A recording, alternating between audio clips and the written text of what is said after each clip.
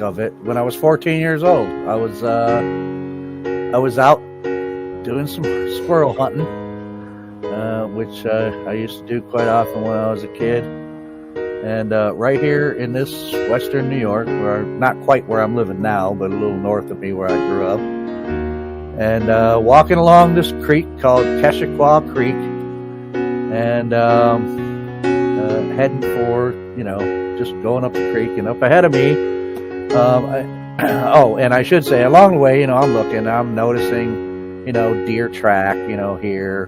Oh, by the water's edge over here, there's some raccoon tracks over here in the mud, things of that nature. And up ahead of me, I see this track that from the distance I'm at first, the first thing that popped into my head was a bear track. And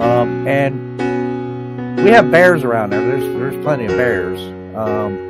But around that particular area, you're not really used to seeing them all that often. So I'm thinking bear track. So I walk up to it, and I realize there's more to the track than what I was seeing. I was only seeing the front half of the track from the distance I was. When I got up on it, I noticed that it was a lot bigger than I thought it was, and part of the track from about mid-foot back was in harder, rockier ground, so it didn't make as big of an impression. The front half of the foot was actually a bit deeper because it was in softer, sandier soil, and it was 5 toes.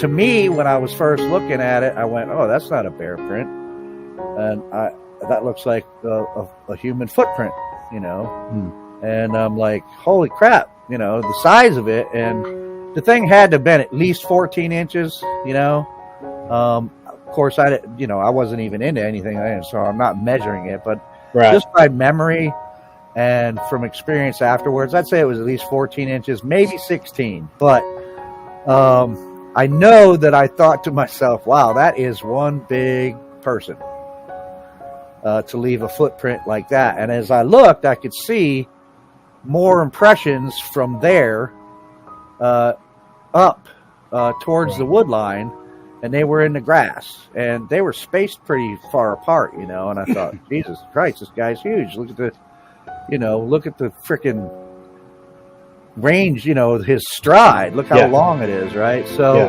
I'm thinking big, crazy hermit, right, lives out here. And so I started following him a little bit, seeing how far into the woods I could follow him. Why I would want to, at 14 years old, follow the footprints of what I thought was a big, crazy hermit, there's no telling now. But I got into the woods, and I lost the tracks pretty quickly after they entered the wood line. And so I got distracted after that by a squirrel barking off in the distance, and that's what I was out there doing originally, was squirrel hunting. So pretty much forgot about that, the track thing, and started trying to hone in on where that squirrel was barking from. And as I got closer to where he was, I came across this huge pine tree. And at the base of this pine tree was a structure. And it was made out of pine branches, and there was other stuff that was piled in on it, like ferns and things of that nature. And my first thought was that somebody had built a fort out there, or something like that. Or perhaps some other animal made a nest, right? Because we know bears will do stuff like that at times. And I thought, well, gee, man, that's pretty big, though. So I started walking a little closer to it. And this is the only time in my life that I've ever actually smelled something bad. And as I got closer to this thing, I could smell a smell coming from it, which the only way I could describe it is the smell of urine and dirty socks, and like feces, but it was really, really strong.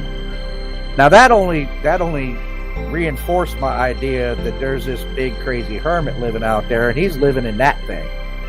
Right. So then the hair on the back of my neck rose, And I thought, what if he's out here right now? Yeah. And I started looking around, and I'm like, okay, forget the squirrel. I think I'm going to go home now. And so I went home, and to make a long story even longer, I was watching, I think that's when I first caught the episode of In Search Of, where they did the Bigfoot and Yeti and, the PG film and stuff. Yeah. And that's when a little light bulb went off in my head, and I went, holy crap, what if that was a Bigfoot print? A Bigfoot footprint, instead of a big old crazy hermit. Right. And what if that thing was a Bigfoot shelter? Now, that part, I'm not sure. I still think it could have been just some smelly freaking bushcrafter that made that one. But the footprint was undeniable to me after that point. And that's what started me, man. And I've been on the search ever since, man. It was a day that I had decided to go out to this area that I've been going now for forever. And it's the one where I was playing harmonica badly and saw the eye shine. And I was going back out. I left my hiking stick that I usually carried with me. I'd left it out there like the week before when I was traveling through the area. And I happened to cast a footprint out there and left the stick there. And then so I decided, well, I got to go back out there and get that because I'm not leaving it out there. I bought that thing. Right. And it's got some stuff on the side of it, the places it's been with me and stuff. So it's, sentimental value. Wasn't going to leave it out there.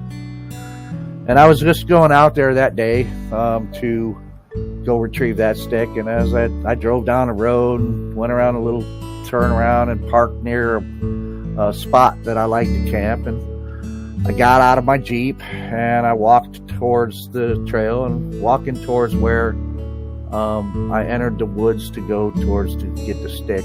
And as I'm walking down the trail, I'm not thinking about anything in particular except for looking for this tree that I know when I see this tree, this is the area that I have to turn to go in the direction of where the hiking stick is. Right.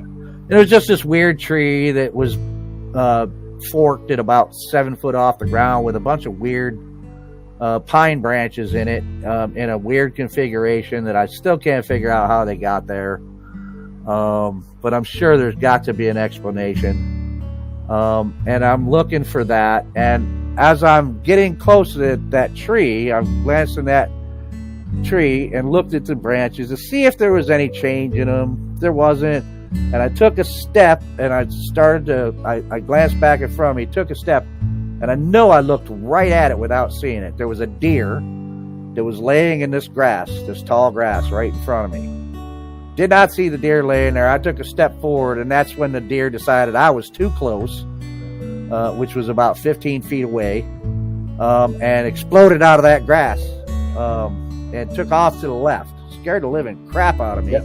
Because I didn't see it, and it was right there. Right. And it startled me, and I went, holy and just at that second, it all happened all in a split second. That deer did that, I reacted, and I heard a scream, and a big whack and a scream, and I looked over to my right, and there it was, standing there about 15 yards away from me. I would say about 40 feet.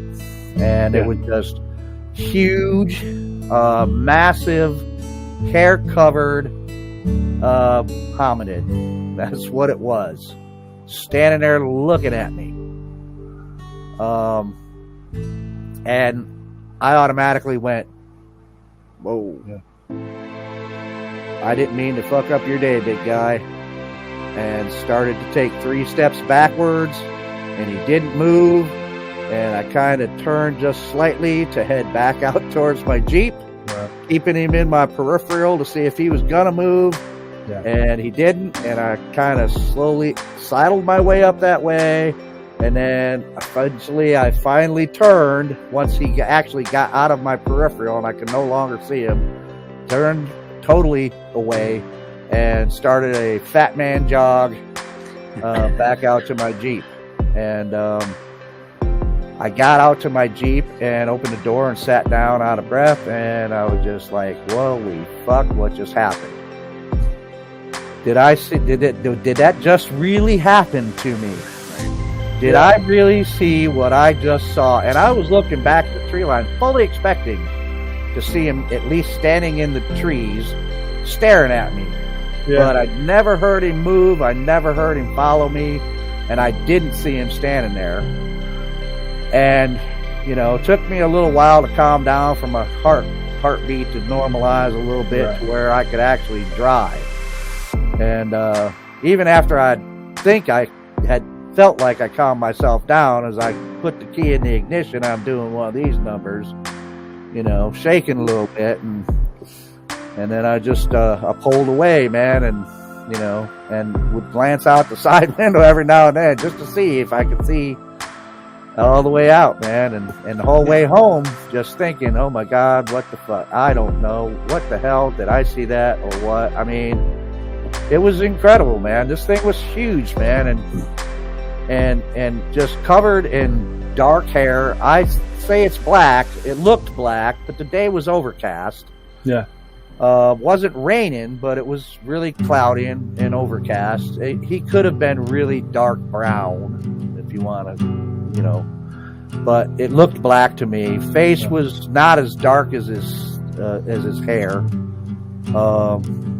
I would say I describe it as soot, you know, like a sooty color. Deep set eyes, man. His hair hung a little bit, and he had hair kind of hanging a little bit in his face down to his shoulders, which looked like they were 10 feet wide. I'm sure they weren't that wide, but I mean, he was massive, and he just had this look on his face, man. I could see it was just a frown. You know, I mean, he wasn't pleased with me, you know.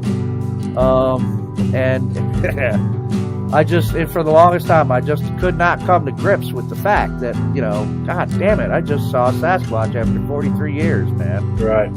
And, you know, somewhere along in there was a, God damn it, I didn't get a fucking picture of it. And my phone was in my back pocket. I will readily tell anybody, I admit that. My phone was right in my back pocket. I remember as I got out of the Jeep, I have one of those phone holder things, and it was in that, and I reached into the Jeep, and I grabbed that after I got out of the Jeep and slipped it in my back pocket. And it was in my back pocket the whole time.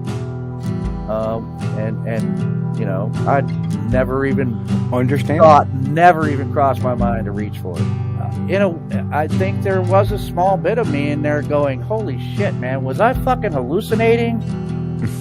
You know, I mean, because even though, you know, I've been doing, like I said, since 1978, and I firmly believe there had been something out there, it's still something that most people don't believe in, that think it's fake. It's not supposed to be real. Even though I've been chasing it, and I've been finding little bits here and there, footprints, etc., that tell me that there's something out there, I think for a little bit, yeah, I was like, man, was I hallucinating? Did I imagine that? Or nobody's going to believe me anyway. And so, yeah, no, I didn't tell my wife right away. I think it took me at least a month, maybe 2, before I even told her. Yeah. And it took even longer for me to tell anybody else. Sure. Yeah. Now, did you find that it was kind of relieving to get it off your shoulders, though, once you started talking about it? Absolutely. And when I did a show with Leon Thompson. Yes, and, Bigfoot Okanagan. Yes. And by the way, happy birthday to Leon. Today's his birthday. Oh, absolutely. Leon. Happy birthday to Leon. Happy birthday. And Thomas Steenberg, and I talked to those two guys. They interviewed me on my show about it. And absolutely, after I talked to them, that was the one point where I think I finally had the most relief out of telling it to anybody. You know? Finally getting it off my chest to people that I can't say are just automatically going to believe me, because they don't. But because I know what happened, I knew that, well, these guys, if my story is true, they're going to believe me. And my story's true. So I had no problem with them talking to me about it and asking me certain questions and probing questions about it, because that's what I needed to convince me, myself, that I really did see what I saw, even though I knew what I saw, if that makes any sense.